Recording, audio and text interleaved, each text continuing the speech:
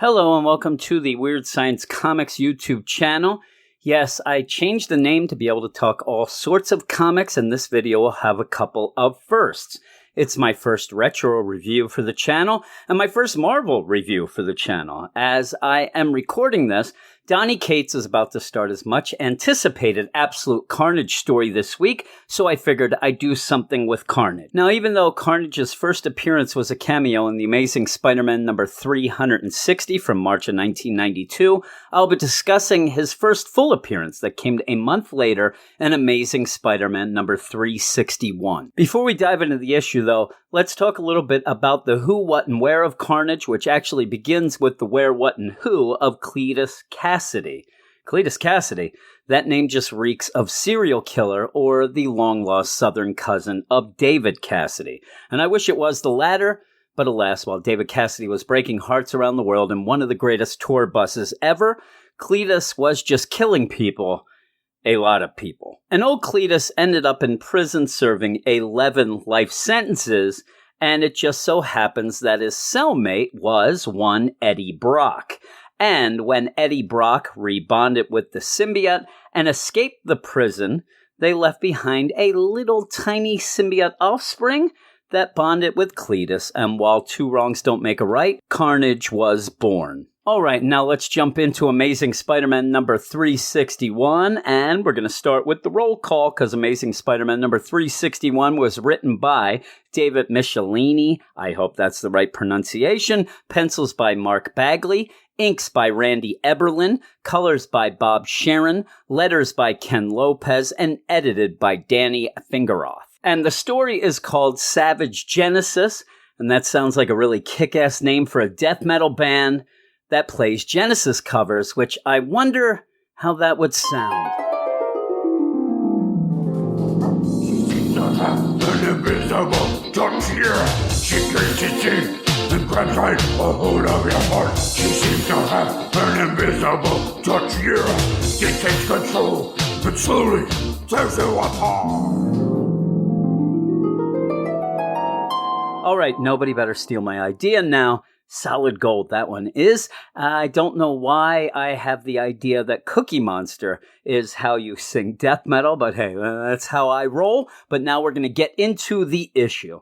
Well, Carnage is front and center right off the bat, and he's paying the Empire State University Agro Lab a visit, and he has a couple hours to kill Chip, that is. The tie-in here is that Chip is one of Peter Parker's friends from the lab, and while Pete has an Elvis pompadour going, Chip looks like he may have been one of the lead singers of Three Dog Night. I don't know if people with such different hairdos should be friends, since it's such an odd combination. But the scene introduces you to the trash-talking, lab-wrecking murder on the mine Carnage, as we then head off to see Peter with Aunt May. I usually don't like the real world seeping into comics, and I promise you that the most political I'll ever get on these videos is possibly humming Reflexes the Politics of Dancing, but the idea of Donald Trump chasing Aunt May around New York City is beyond hilarious. Now, after the obligatory reminder that Aunt May raised Peter after his parents died, he gets the call that Chip has been slaughtered and heads off as Spider-Man to investigate. You know, because even though there's been dozens of brutal murders in the past week, killing Chip has now made it personal. Now, if everyone reading this issue didn't just see Carnage wrecking house and killing Chip, we all probably would assume that Venom is the murderer. And that's exactly what Spidey thinks as well, because everything kind of points to that, which leads to a recap history lesson framed by lukewarm Frankfurters and coffee. And this middle section is really good if you're just jumping into this book. We learn that Peter and Mary Jane are married, they fight a lot, and they like Frankfurters with coffee, which is an odd combination, almost as odd as Elvis hair hanging out with Three Dog Night hair. We also get a brief history of the Venom symbiote and a little current events with it as well.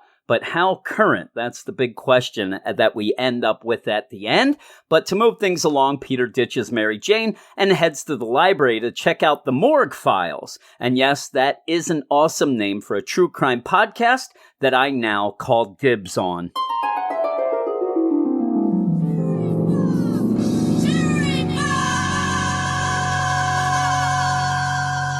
Hey there, everybody. This is the Morgue Files, and I'm your host, Jim. And tonight we're going to be giving you a rock block of Steely Dan, followed by the best music from the 80s, 90s, and more. And remember, if you're the fourth caller anytime we play Eddie Money's 2 Tickets to Paradise, you'll win front row seats to this Saturday's Alice in Chains concert. All right, full disclosure. I've never actually listened to a true crime podcast in my life. Now, these Morgue Files do point directly at Cletus Cassidy as the killer, and then Carnage, and Peter goes on a walking tour of the murder and mayhem of the serial killer and what he has left behind. Pretty much just broken dreams and families, including one lady that wants milk, but still likes to blow smoke in her little baby's face. And while it was an odd choice to show the reader Cletus was Carnage right away, the tension of the issue is then replaced with just how awful Cletus is on his own, and then just guessing how messed up he will continue to be as Carnage. Now, pretty quickly, Peter goes off and finds Cletus, who's playing with a stuffed animal in a scene that is more eerie and sick than cute. And then Cletus becomes Carnage and the fight is on. And the fight gives the reader a front row seat, not to Alice in Chains, but to how dangerous Carnage is, a little bit of his power set, and how little Spidey can do against him. And the fight goes on for a couple pages. It ends with an officer down, an oven thrown through a window, and then Peter is distracted and Carnage gets away, but he leaves a bloody message on the wall that says Carnage rules.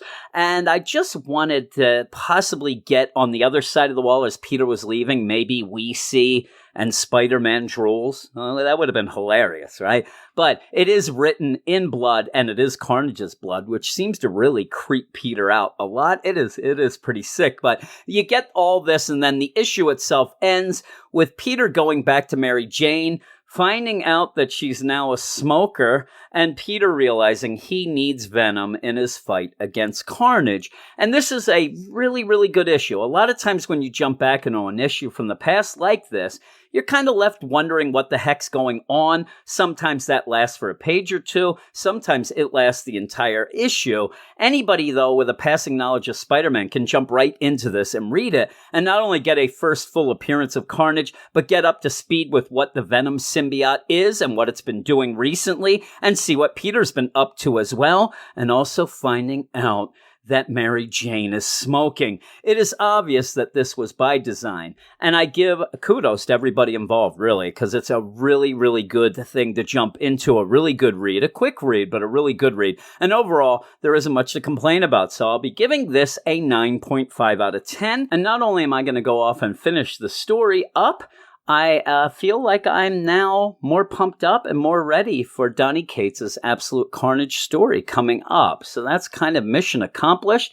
And like I said, kudos to everyone that was involved here. Now, if you like this video, you can give us a thumbs up below. You can subscribe to the channel. That would be great. If you want to talk to me, you can talk in the comments section. I'm sure I'll get yelled at, and whatnot, but that's just normal. That's par for the course for me. And if you want to get more things to yell about, you can listen to the podcasts I'm on. And those are the Weird Science DC Comics podcast that comes out every Sunday night, and also the Weird Science Marvel Comics podcast that comes out twice a week, Thursdays and Sundays. So I hope that I see everyone around. I hope you liked everything that I'm doing. Give me a little feedback. That'd be great. And I'll talk to you later.